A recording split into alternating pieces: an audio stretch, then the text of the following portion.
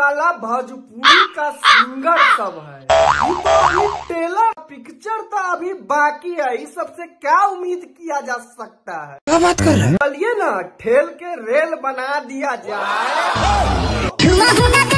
भाई लोग एक बात बताइए, हवस के पुजारी के देख के लागता कि न छुए देत होई तो नहीं, भौजी के देख के लागता कि न छुआवत होई हन तो नहीं के लागत। अगर तोहनी लोग के लागता तो देख के बतावत जरा। ठीक है, फेविकॉल लेके चिपका ले।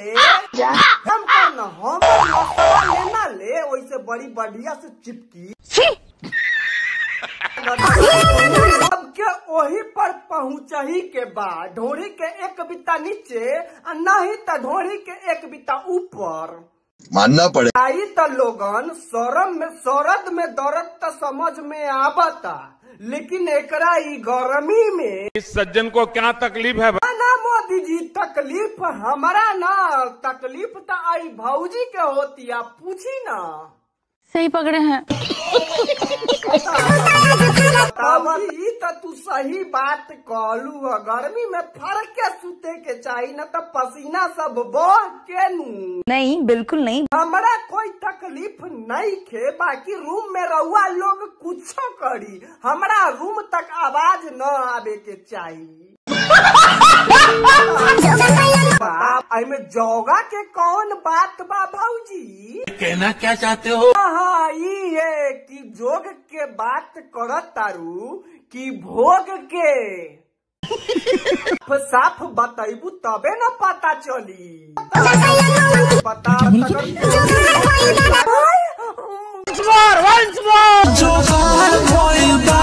तोरा बहनी के रहरी के खेत के डरार पर ले जाओ।